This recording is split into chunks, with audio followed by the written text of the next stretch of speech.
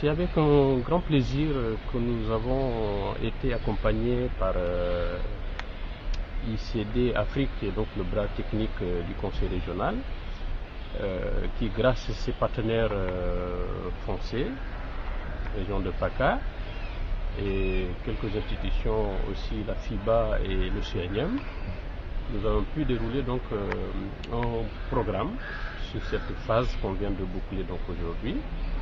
Ce programme a consisté à dérouler un ensemble donc de formations pour combler donc des lacunes ou des vides à certains endroits en ce qui concerne donc le niveau des acteurs donc du tourisme, principalement ceux de la FECA, le campement villageois, que visait donc ce programme. Mais nous avons voulu à ce que ce programme soit étendu, n'est-ce pas, aux autres acteurs donc, du tourisme de la Casamance. Ainsi, nous avons eu l'adhésion donc, de l'association régionale donc, des guides de Casamance, ainsi que la fédération des campements privés de la région. Voilà, donc ensemble, nous avons pu, avec donc ICD, dérouler ce programme. Nous avons commencé d'abord par former un vivier de formateurs en guide touristique. Donc pendant 5 jours à Oussouye, un expert nous a formés, renforcé nos capacités donc pour certains, sur les techniques de guidage, sur le comportement du guide, parce que vous savez que le guide c'est vraiment la vitrine donc, de tout, c'est lui qui est en contact avec les touristes, c'est lui qui va faire ressortir également donc, toutes les réalités de cette région. C'est le protecteur également de cette région. C'est celui-là qui va donner donc la bonne information, n'est-ce pas, à nos visiteurs, n'est-ce pas, pour que ces personnes visiteuses donc, ne rentrent pas d'ici avec une connaissance folklorique donc, de la région de Casamance qui a besoin d'une bonne communication, n'est-ce pas, pour la relance donc, de cette activité pour nous qui est cruciale, qui est donc le tourisme. Voilà. Après donc la formation des guides, nous avons entamé une autre formation. Cette fois-ci, toujours pour renforcer les capacités donc, des guides, c'était en ornithologie.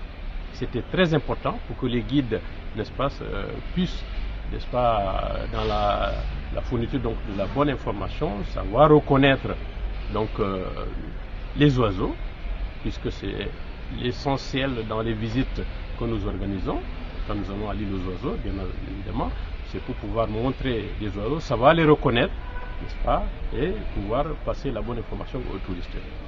Nous avons couplé cette formation avec une formation en botanique, parce que pour moi les deux vont de pair, n'est-ce pas. Ceci nous a permis également de pouvoir renforcer nos capacités, nos connaissances sur les différentes plantes.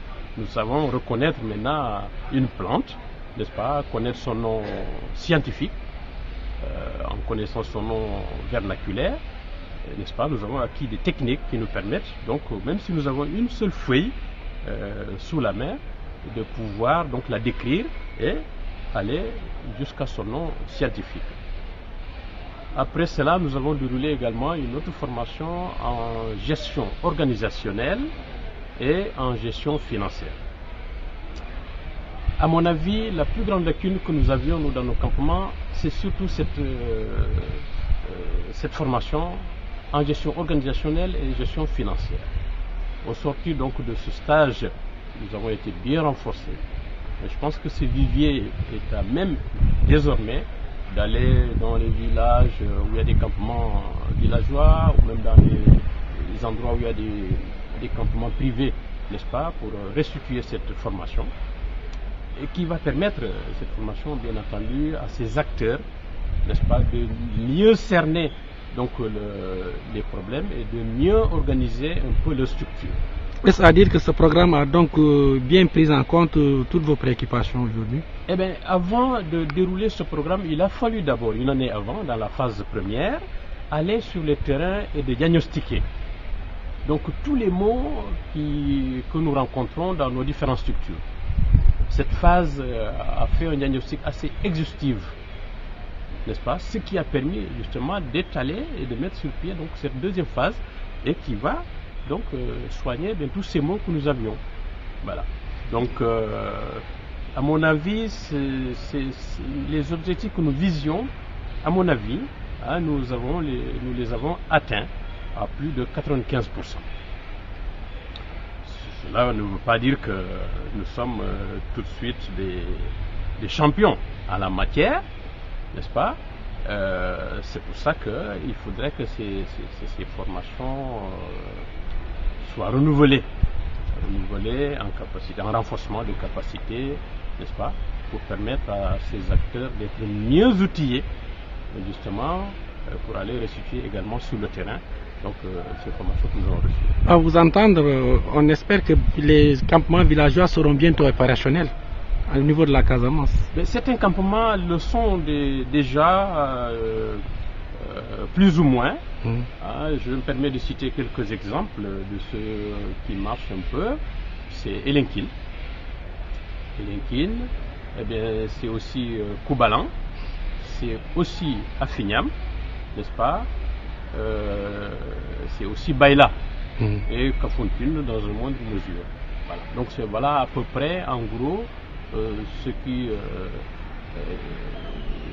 essaie de sortir un peu la tête de l'eau. Voyez. Mais notre ambition, c'est de faire en sorte que tous les campements qui vont bientôt recevoir donc la restitution de cette formation que nous avons eue, n'est-ce pas, puissent également atteindre un peu le niveau des autres. Oui, bon, alors dire que la FECAV était en léthargie pendant 20 ans, c'est un peu exagéré, hein, ça ne va pas plaire à mon prédécesseur, M. Denis Bakary, que je vais citer d'ailleurs ici, hein, pour l'exemplarité donc, et le dévouement qu'il a eu à la création de cette FECAV. C'est quand même à lui que nous devons cela, c'est lui qui a conduit les destinées de la FECAV jusqu'à maintenant. Disons qu'il y a quelques années, c'est pratiquement depuis 2007 à peu près, que la FECAV a cessé un peu ses activités. Nous connaissons un peu le motif, hein, c'est un petit peu la situation donc, générale de la Casamance. Hein. Voilà, donc nous avons eu à organiser un tout petit peu, avec son appui bien entendu, la reprise des activités de la FECAV, donc depuis 1 an. Et nous avons fixé des objectifs bien clairs, n'est-ce pas? À commencer d'abord, comme je l'ai dit tout à l'heure, grâce à l'accompagnement donc de l'ICD, à diagnostiquer, n'est-ce pas, donc les problèmes de la FECAV, et à commencer à proposer des solutions. Nous avons un plan d'action pour cela. Et ce que nous avons fait avec l'ICD va, n'est-ce pas, dans la même, dans notre démarche, donc dans la direction que nous étions donc fixés, n'est-ce pas? l'ICD est en train donc de nous accompagner un peu sur ce choix. C'est notre choix. C'est nous qui avons mis ce programme, ce plan d'action, n'est-ce pas? Et ICD, comme par enchantement, avait les mêmes idées, parce que c'est lui qui avait organisé le diagnostic, donc il connaissait le terrain comme nous. Voilà, c'est pour ça que c'est un accompagnement qui a été très agréable, n'est-ce pas?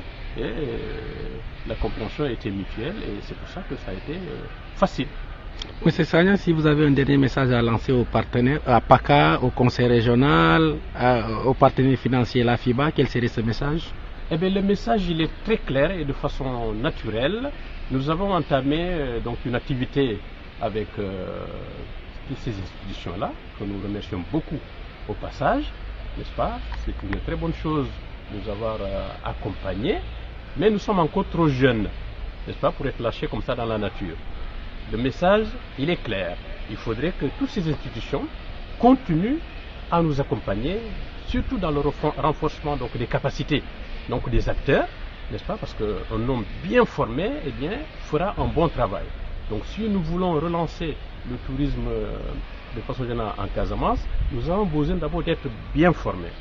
Ensuite, il faudrait que, quand on est bien formé, que nous puissions disposer également d'infrastructures adéquates, n'est-ce pas, et qui répondent aux normes, n'est-ce pas, et qui répondent aux exigences du tourisme actuel.